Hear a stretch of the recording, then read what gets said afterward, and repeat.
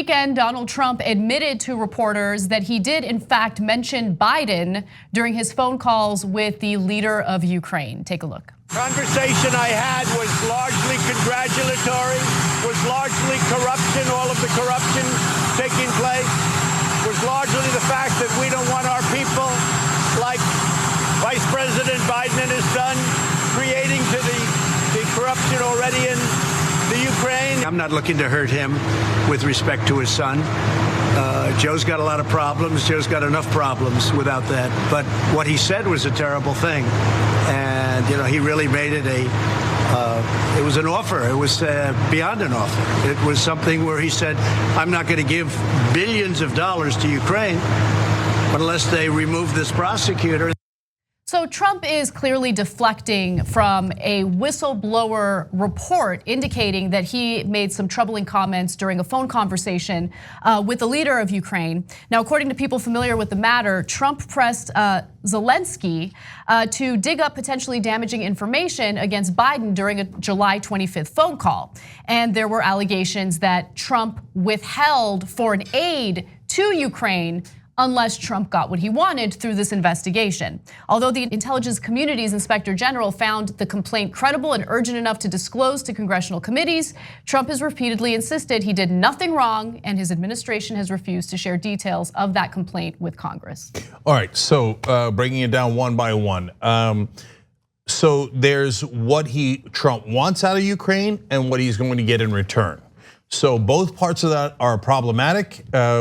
Legally, constitutionally, and ethically. So first off, he appears to want an investigation, whether it's justified or not justified, of Biden's son to begin, and Biden to begin in the Ukraine. So he's asking for a favor, but now it is not a normal favor that a president would ask for. Hey, say we're doing trade negotiations.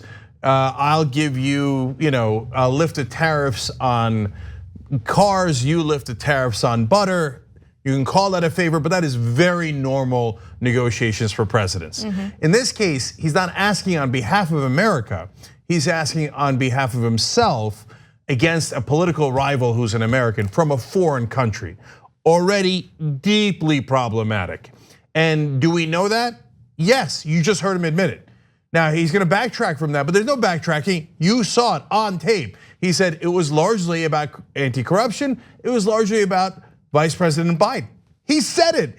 Look, this is why I've always said that Trump's not gonna last. I know we're pretty deep into his administration.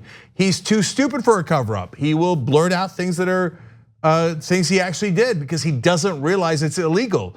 Like when he said in an NBC interview, yeah, I fired Comey because he was investigating me about Russia. So now that had no consequences because of Mueller's bureaucracy and Pelosi's incompetence. We'll come back to that issue. But now the second half is super important. The whistleblower within the intelligence community said that Donald Trump made a promise. That's what was created the urgent situation.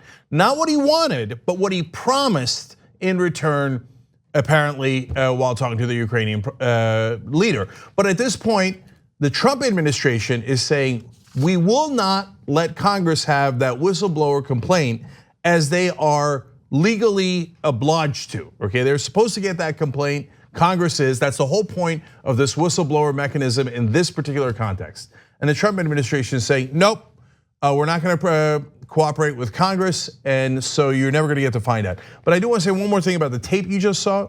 If you notice in the second video that we showed you, I mean, what a thug this guy is. He said, in respect to Biden, I'm not looking to hurt him with respect to his son.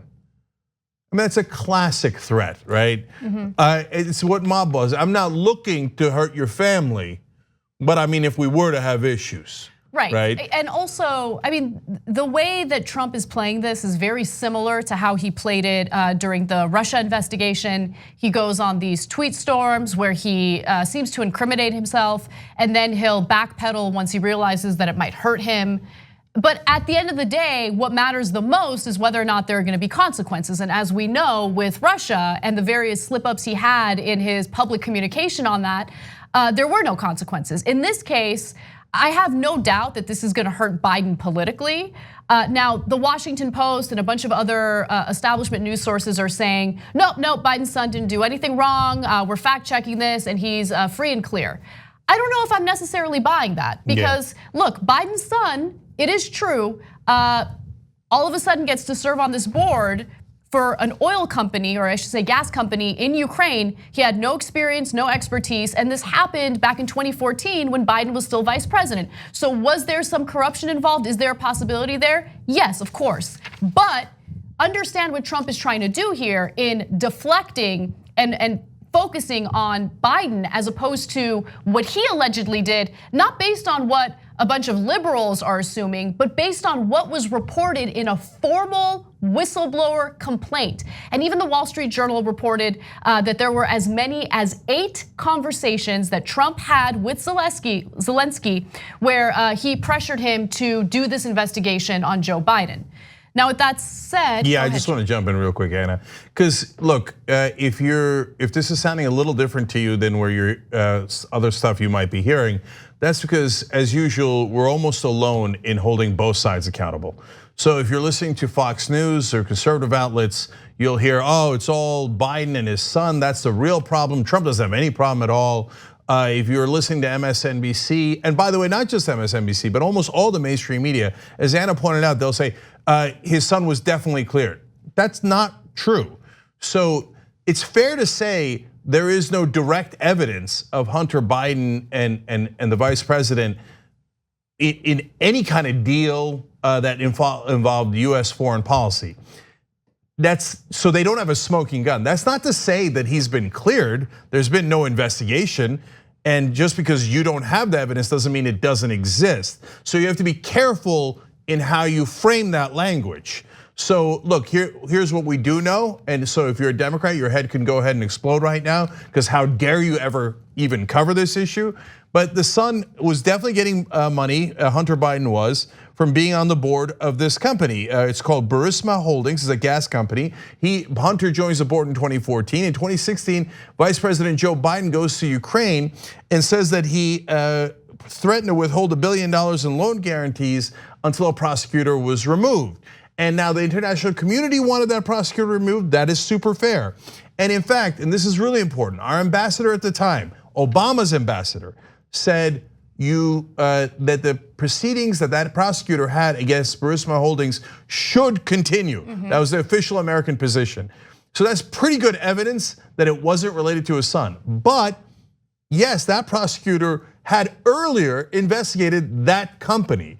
So look, if in a perfect world, would I investigate both Biden and Trump? Yes, but we don't live in a perfect world. Exactly. Yeah. Do I trust the Trump administration to investigate Biden? Hell no. They've made up countless hundreds, thousands of things.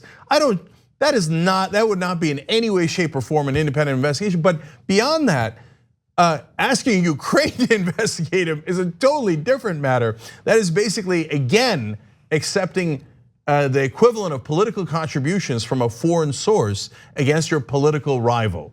And so that's totally unacceptable and illegal. So I'm gonna skip ahead here and go straight to Biden's response to these accusations by Donald Trump and members of his administration. Let's go to video B4. Here's Biden responding to Donald Trump. I know Trump deserves to be investigated. He is violating every basic norm of a president. You should be asking him the question, why is he on the phone with a foreign leader, trying to intimidate a foreign leader? If that's what happened, that appears what happened. You should be looking at Trump. Trump's doing this because he knows I'll beat him like a drum. And he's using the abuse of power and every element of the presidency to try to do something to smear me. So Biden's statement regarding how he's, Trump's afraid because he knows that Biden is gonna beat him like a drum. I know that based on polling right now, it does appear that Biden is likely to beat Trump, but just understand that the way that Trump is playing this, and when you consider how well organized the right-wing propaganda machine is, these possible corruption issues with Hunter Biden will pose an issue for him if he's the nominee. There's no question about it. I mean, it's really 2016 2.0. Because that's how Trump wins. That's how he won the last time around, by focusing on Hillary Clinton, calling her crooked Hillary. He's gonna turn around and do the exact same thing with Biden. Well, so this was a mixed bag for me because on the one hand, if do I think that we should take into account Trump's baseless attacks, if they are in fact baseless, against the nominee? No, because he can make up anything about any of the candidates. And here there is no direct evidence. There's an interesting question, but no direct evidence. But when's the last time Republican voters needed direct evidence, right?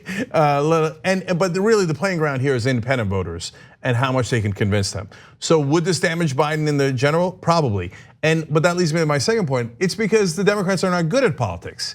So what Biden did is potentially problematic, maybe.